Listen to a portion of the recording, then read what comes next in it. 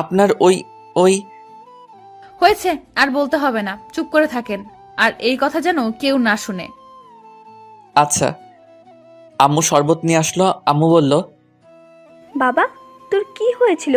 চিৎকার দিয়ে অজ্ঞান হয়ে গেলি কেন? এমনি আম্মু। পড়ি, তুই এই শরবতটা খাইয়ে দে। আমি চুলায় রান্না বসিয়ে দিয়ে এসেছিলাম, আমি চাই।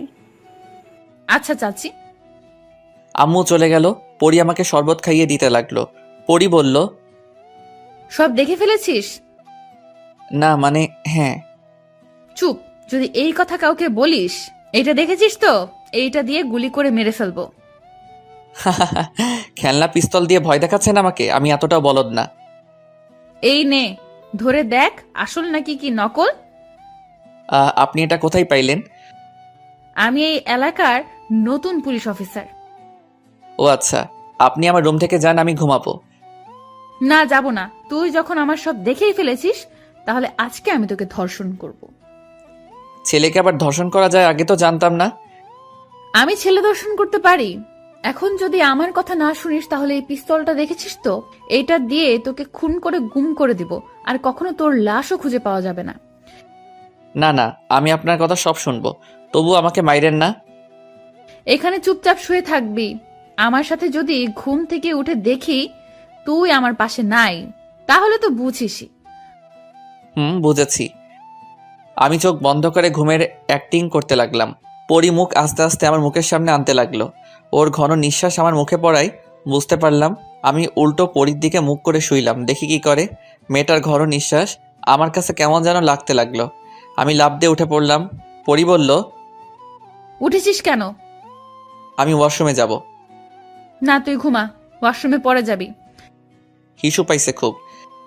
যা যা, তাড়াতাড়ি যা। আমি ওয়াশরুমে এসে দরজা লাগিয়ে দিলাম।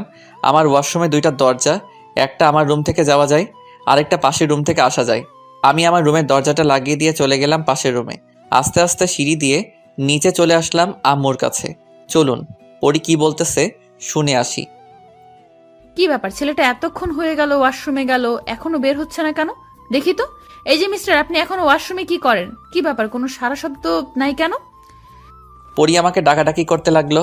এইদিকে আমি আম্মুর কাছে বললাম, আম্মু, এই মেয়েটা আমাদের বাসায় এসেছে কেন?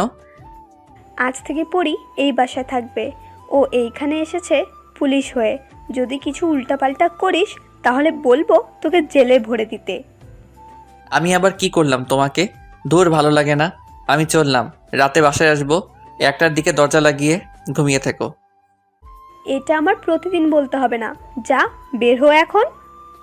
আমি বের হয়ে গেলাম, আসলাম, এসে সিয়ামকে ফোন দিলাম। হ্যালো সিয়াম, কই রে তুই? এই তো বাসায়। কেন? না এমনি, আমি আসতেছি।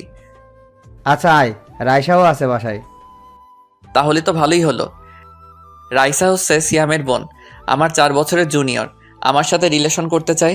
আমি মানা করে দিছি, তবুও ঘুরে আমার পিছনে